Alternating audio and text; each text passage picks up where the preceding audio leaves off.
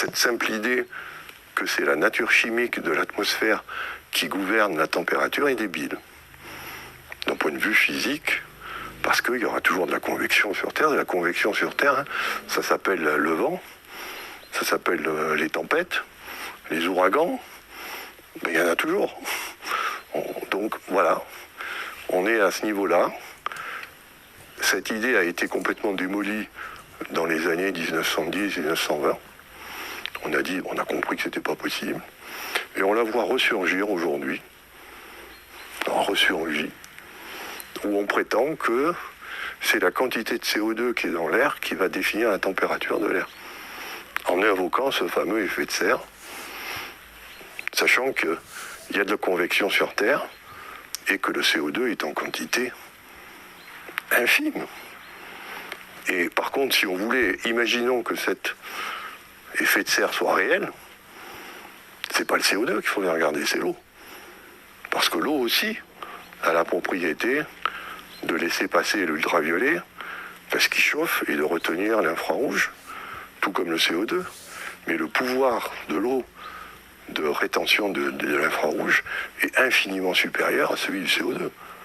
Or, qu'est-ce qu'il y a dans l'atmosphère? Autant du CO2, il y en a 0,03 ou 4%. La vapeur d'eau, c'est quasiment 89% de l'atmosphère. Donc si on voulait évoquer cet effet de serre, on pourrait le faire, mais ce serait lié à l'eau, pas au CO2. Voilà, donc... Alors ça va très loin parce que sur une idée qui est fausse et complètement débile, on va faire une politique du carbone. Parce qu'on va dire c'est le CO2 qui réchauffe, donc il faut absolument éviter que le CO2 parte dans l'atmosphère et on prend des mesures politiques sur de la mauvaise science. Bon, moi je suis scientifique, je ne suis pas homme politique. Tout ce que je peux dire, c'est que le CO2, laissons-le circuler. Il est indispensable à la vie, parce que toute cette diversité qu'on a vue n'existe que parce qu'il y a du CO2. S'il n'y a plus de CO2, vous oubliez tout ça. Donc voilà, le CO2 pour moi est une bonne molécule. La nature sait très bien la gérer.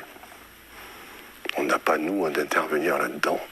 C'est vrai que par notre activité humaine, on va libérer un petit peu de CO2, mais à l'échelle de la nature, c'est tout à fait négligeable. Et puis ensuite, ce CO2, on l'accuse d'être un vilain, mais non, il est fondamental. Donc, bénissons le CO2 au lieu de le diaboliser.